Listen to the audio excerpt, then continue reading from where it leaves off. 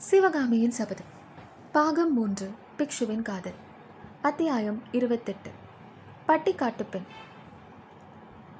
வரவேற்பு வைபவங்கள் எல்லாம் முடிந்த பிறகு நமச்சிவாய வைத்தியரின் வீட்டுக்குள்ளே மாமல்லரும் பரஞ்சோதியும் பிரவேசித்தார்கள். பல்லவ சாம்ராஜ்யத்தின் குமார சக்கரவர்த்தி திடீரென்று தங்கள் சின்னஞ்சிறு இல்லத்துக்குள் பிரவேசிக்கவே அந்த வீட்டார் எல்லோரும் இன்னது செய்வது என்று தெரியாமல் திகைத்து நின்றார்கள்.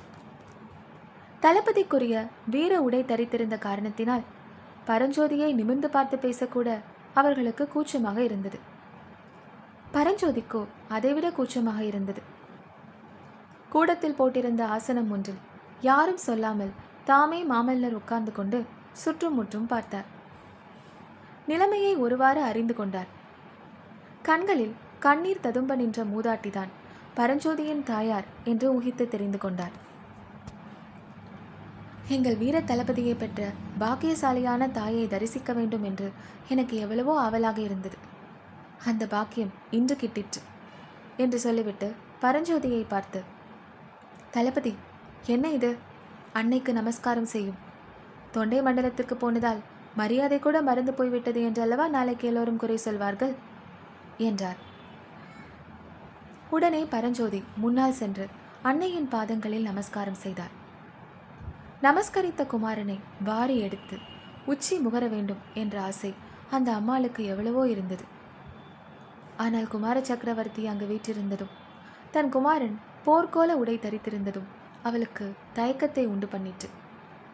பிறகு நமச்சிவாய வைத்தியருக்கும் பரஞ்சோதி நமஸ்காரம் செய்துவிட்டு திரும்பி வந்து மாமல்லரின் பக்கத்தில் அமர்ந்து உச்சி மூட்டை பார்த்தார். நமச்சிவாய வைத்தியர் மாமல்லரை நோக்கி, இந்த குடிசைக்கு தாங்கள் வந்தது எங்களுடைய பாக்கியம் என்றார். மாமல்லர் அவரை நோக்கி, ஓஹோ, நமச்சிவாய வைத்தியர் என்பது தாங்கள் தானே? தங்களுக்கு ஒரு எச்சரிக்கை செய்ய விரும்புகிறேன்.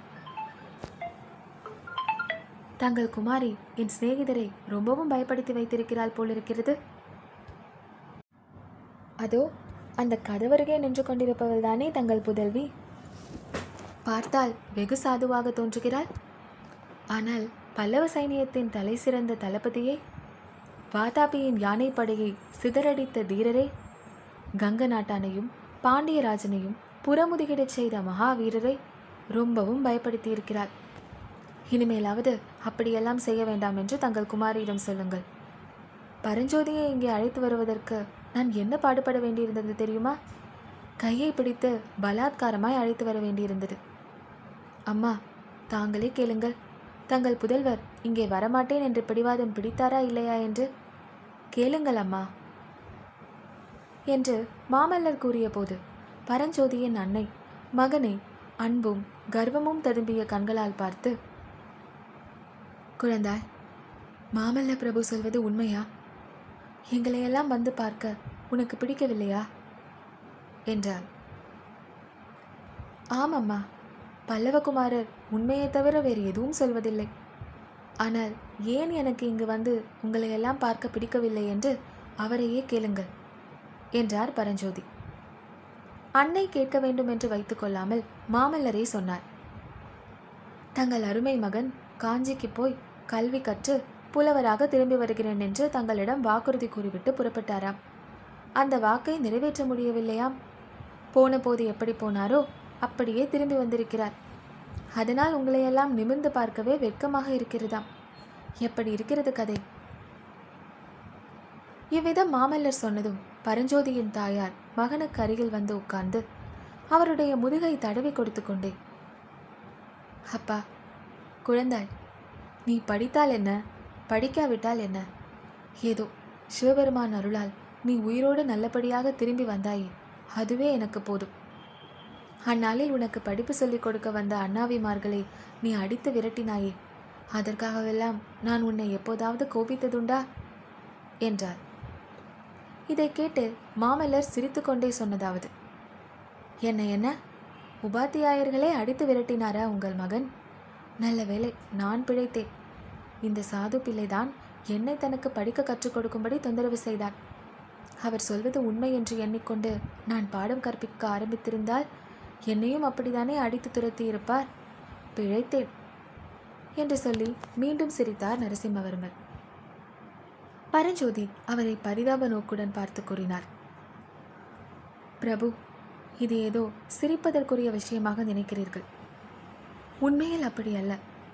காக்கைக்கு தன் குஞ்சு பொன் குஞ்சு. ஆகையால் என் தாயார் நான் கல்வி கல்லாமல் திரும்பி வந்திருப்பதை பொறுக்கிறார். ஆனால் என் மாமாவை கேளுங்கள். படிப்பில்லாத இந்த மூடனுக்கு அவர் தமது மகளை கட்டி கொடுப்பாரா என்று கேளுங்கள்.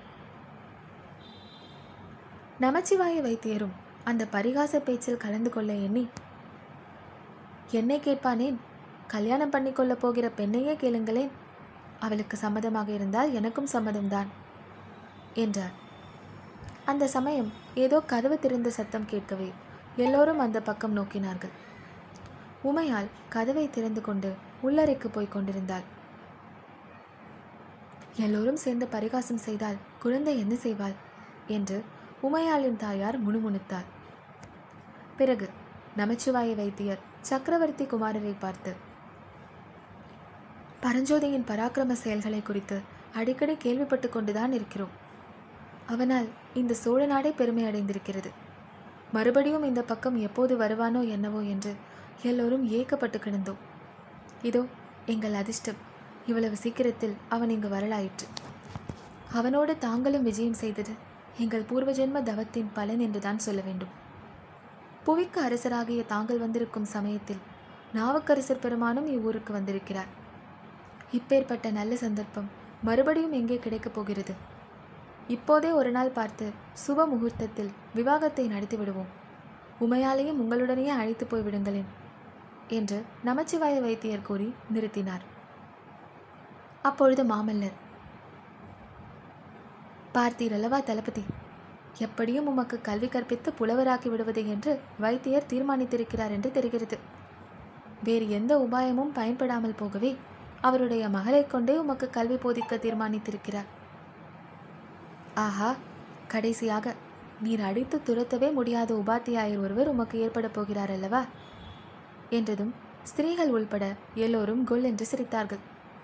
பிறகு குமார சக்கரவர்த்தி நமச்சிவாய வைத்தியரை பார்த்து, ஐயா, அதெல்லாம் முடியாது.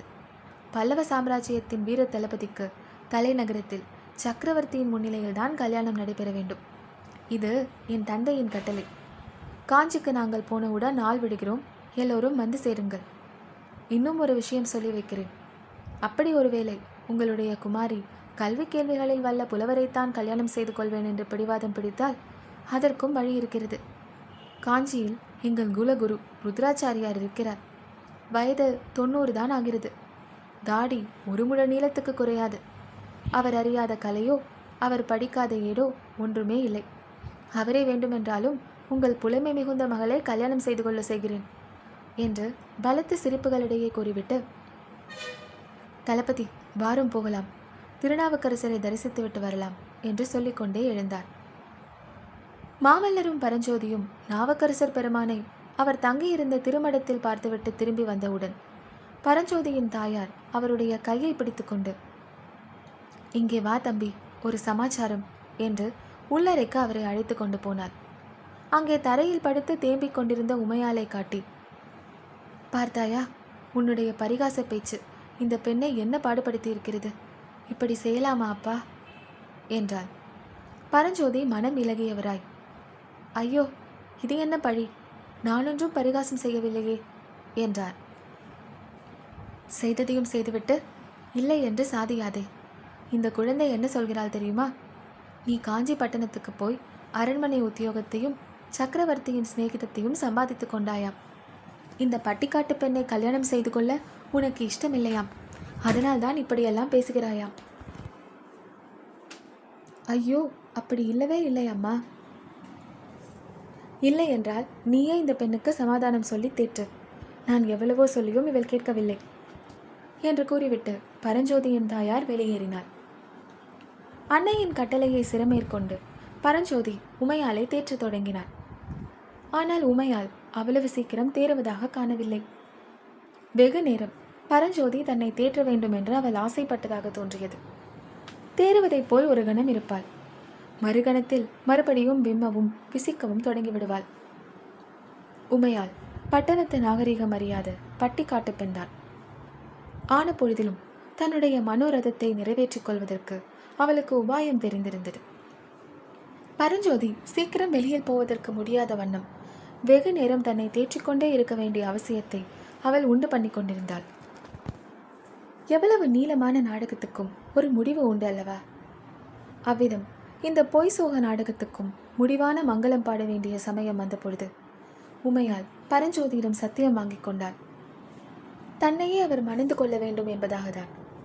அவ்வாறு சத்தியம் செய்து கொடுத்த பின் பரஞ்சோதி கூறினார், ஆனால் உமா, ஒன்று சொல்கிறேன். நம் கல்யாணம் உன் தந்தை சொன்னது போல் அவ்வளவு சீக்கிரமாக நடைபெறாது.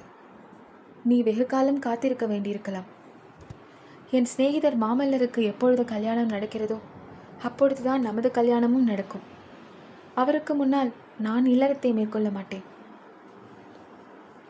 தங்களுக்காக அவசியமானால் மகா யுக யுகமாக வேண்டுமானாலும் காத்திருக்கிறேன் என்றாள் உமா.